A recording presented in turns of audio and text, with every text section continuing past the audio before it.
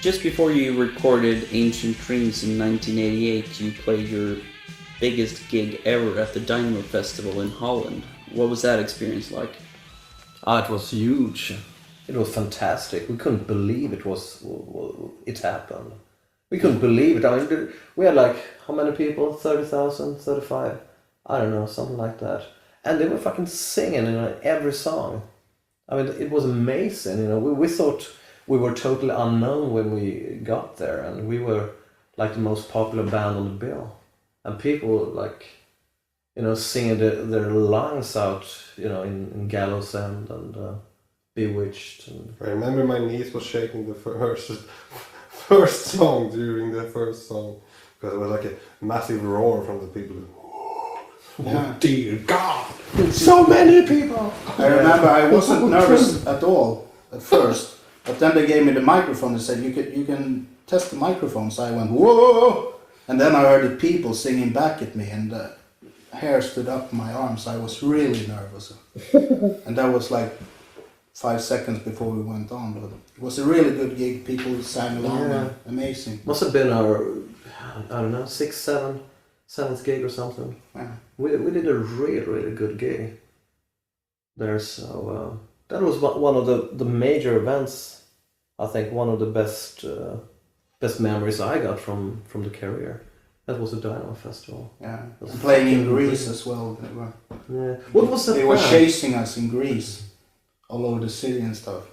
It was like Beatlemania, but Candlemass Mania in Greece, and we had crazy Greeks everywhere. Well, the rented gear wasn't newer than 1968. That is good.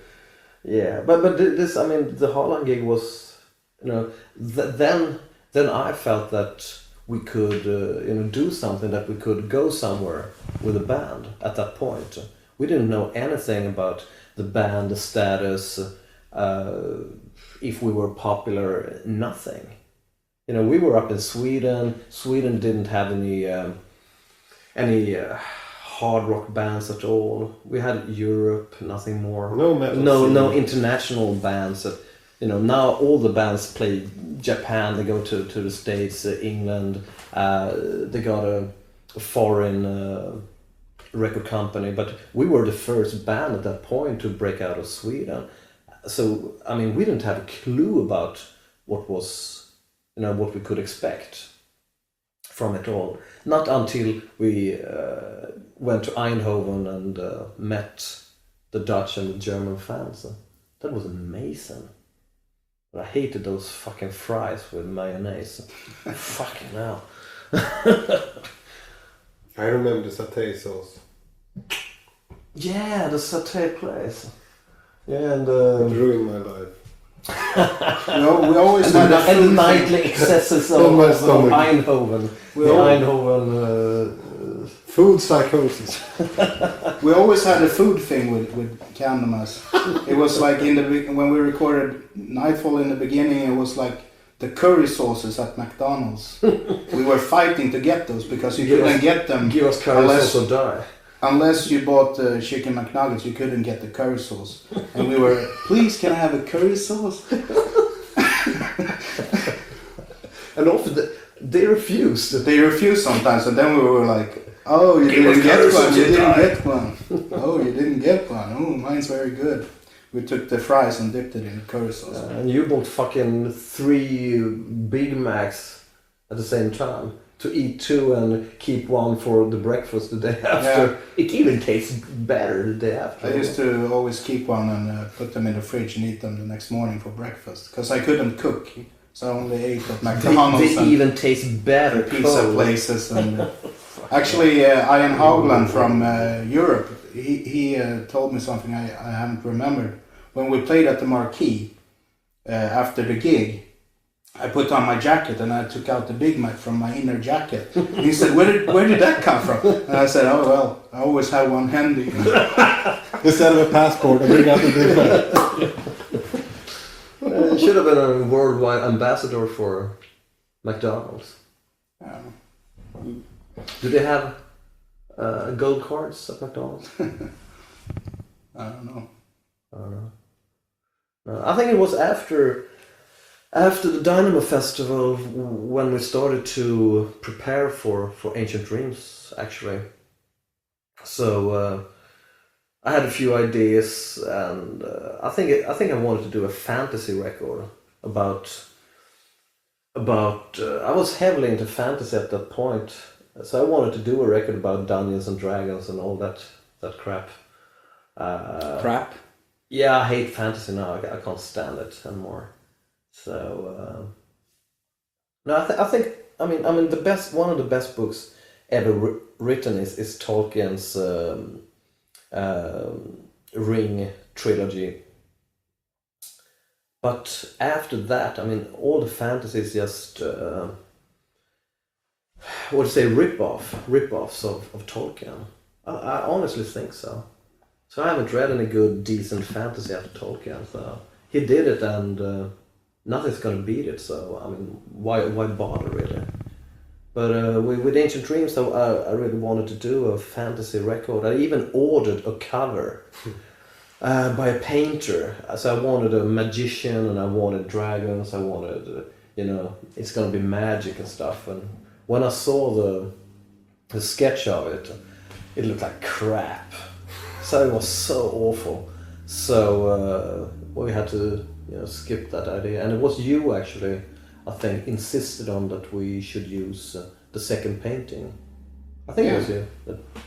Because Thomas Coyle, I think his name was. Thomas Cole, yeah. An American painter, did 4 paintings.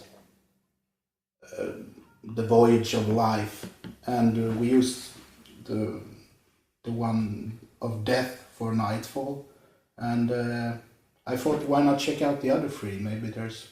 Yeah, at first I thought this youth painting was really cheesy. It was so bright. It was so light, happy almost. So I didn't want to use it, but I think it's the best one of them. It's not happy.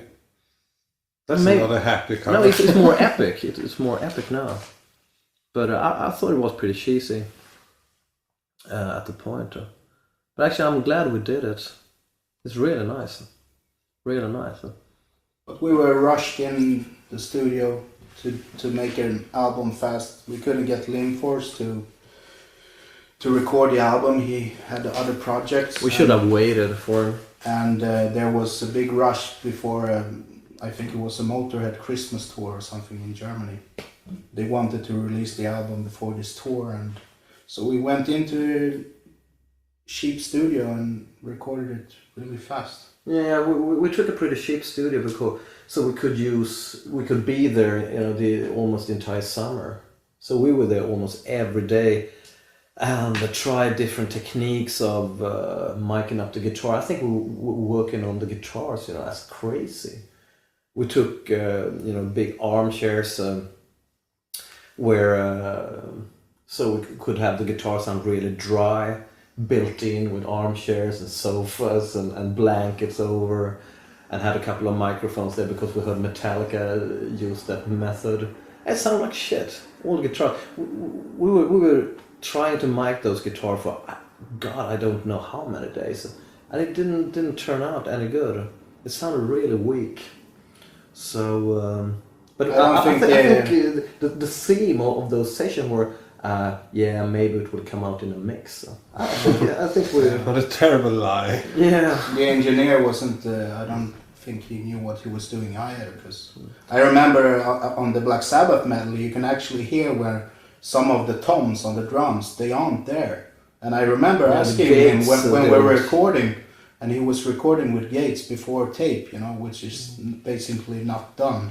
And I said, those toms, are they really there? Yeah, sure, I'll take them out in the mix. And then in the mix I said, can I please hear these toms now? And he said, oops. They're not here. Yeah. But Well, they weren't used to this music. I think the plan was to wait for Lindfors anyway after this recording for him to save it, a second time after he saved Nightfall. I think we wanted him to save Ancient Dreams because we fucked up again. And but he was booked a year or something. And my our friend Rex did a mix of it, and I think we were kind of forced by the record company to Forced by time. to mix it, yesterday, and release it as quick as we could to get this tour. Now, I remember I was really pissed off with the record company because they forced us, and the mix didn't come out that good because the basic tracks weren't very good. So what can you do? So we wanted to remix it. We really wanted to remix the record because it sounded pretty flat, not happening at all. But there's some really good songs on there. Yeah, I remember people were pretty disappointed when I played the new record. Everybody was so enthusiastic about Nightfall. Everybody was, yeah, this is it, this is the shit. And when I played them the new stuff from Ancient Dreams, they were like, was this recorded in mono? Not as good as Nightfall. And they wanted to be kind, didn't want to tell me how bad they thought it was and stuff. So I think it was actually the touring we did after. We did some really heavy touring. Yeah. So I think it was a touring that saved us after Ancient Dreams. Because we were pretty slaughtered in the press. Also, we used the click track on that album, and it made it stale compared to Nightfall. Yeah, I did a rough mix of Ancient Dreams, and I can't find it now. I've been looking for it, but I think my rough mix that I did sounded better than the end result of Ancient Dreams. And it didn't help the fact that when we mastered the record by one of Stockholm's best, mastering guys, it was his second job with his new equipment. Oh, and it sounded like shit. It sounded like shit. So after he did Ancient Dreams, he got rid of his entire equipment after it. So that's bloody typical. That's bloody typical. On this record, the song Incarnation of Evil is a re-recording of Black Messiah from Leif's pre-Candlemass band Nemesis. How did that come about? Didn't you have enough songs? I think it was Messiah who... I was nagging on Leif because it was a really heavy song, and I didn't like that song at all. I love slow, heavy stuff. And, We know. and it was my favorite song from the Nemesis album, so I was begging, please, can we do that one? can we do a cover song, please? And actually, it was you that insisted that we did Epistle number 81 too. Yeah. And actually, I think if we took away both Incarnation of Evil and Epistle 81, it's a decent record, because those two songs are shit on this record. I think I can't listen to it today. I think both Incarnation of Evil and Epistle number 81 is really below Candlemass standard. But out of nostalgic reasons, then with a 6-pack of beer, it wouldn't hurt. There could be a lot of beer, a lot of 6-packs. And Messiah, you agree on that, or do you disagree after all these years? I like slow, heavy stuff. I mean, I like Saint Vitus, so... Yeah, I think Burial Pain is probably the best song on the record. I mean, I like Mirror Mirror, but you heard it so much, so I think I've been listening to this record for the first time in many years. Cry from the Crypt, my God. We were slaughtered, because people thought it was a Gallows End ripoff.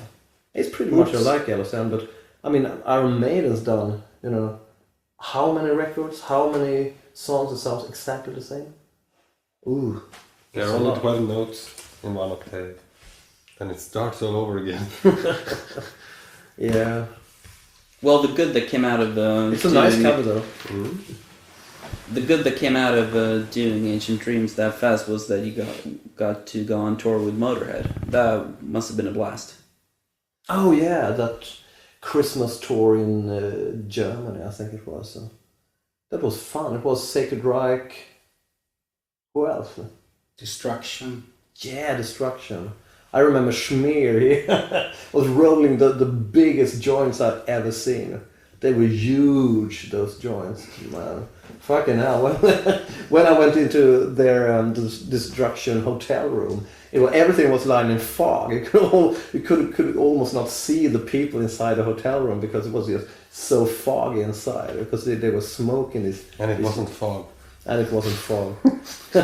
We had some great parties with Motörhead and Destruction guys and the Sacred Right guys. So. Yeah, Wasn't it was Acid Rain amazing, really, from rehearsing in a small wooden house beside the tennis court in Upplands Väsby, being almost totally unknown. We're on tour with Motörhead. It was fantastic. Playing with my old idols and stuff. It was great. Yeah, I never heard a band play so loud on stage. I remember we sat on stage, but actually behind the backline.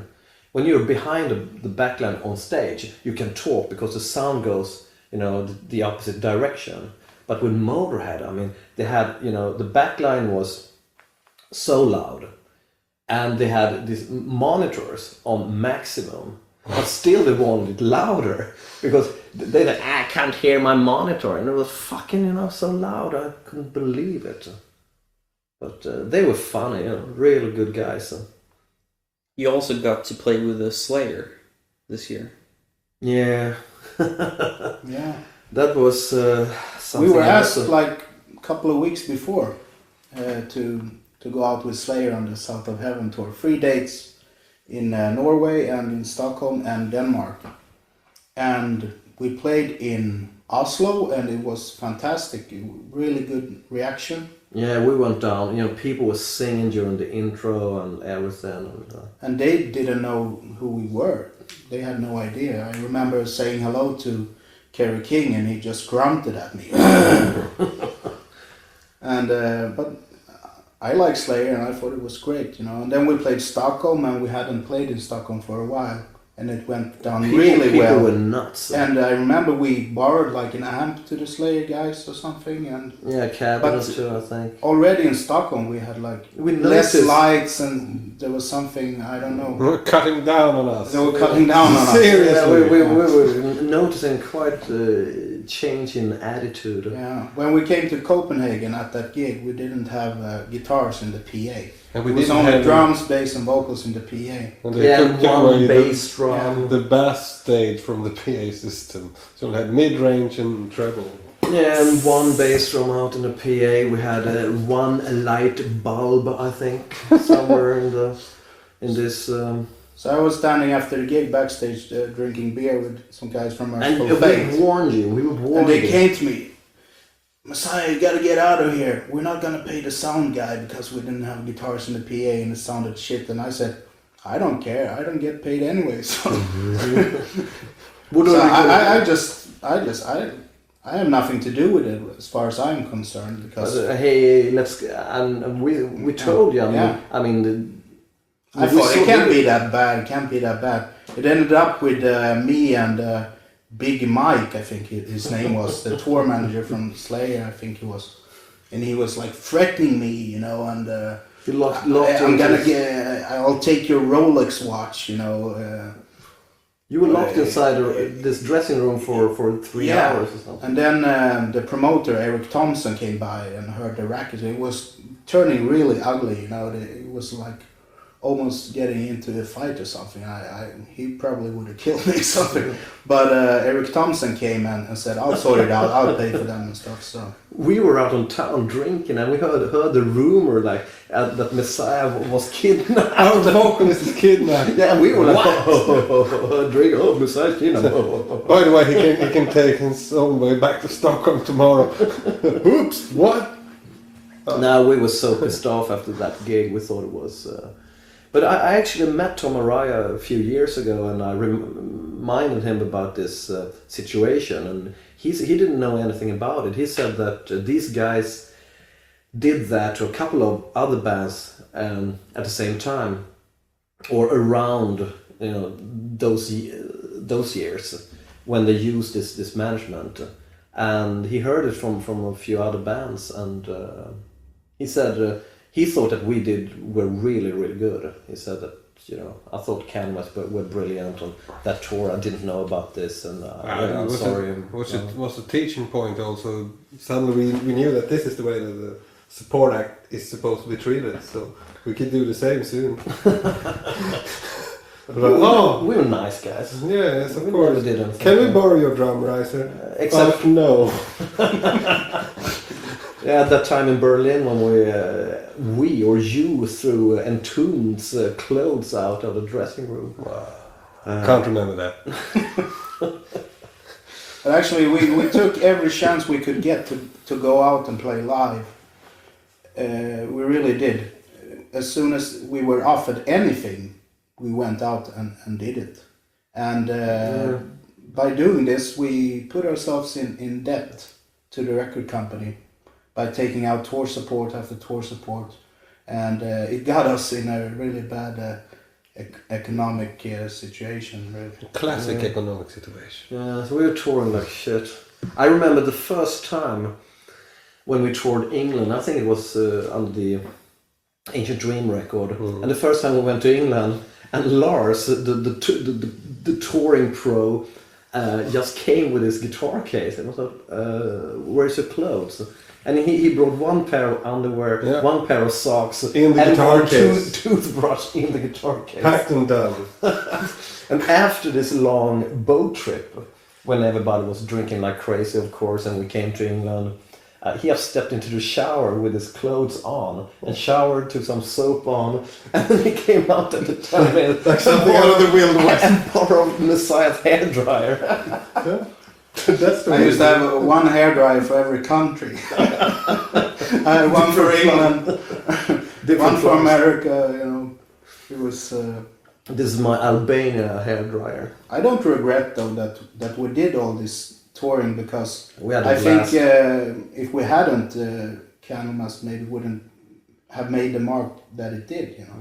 But we made a lot of gigs on small clubs and stuff like that. Didn't we met Europe at the first marquee gigs we did? Yeah. In London when they recorded, what was it?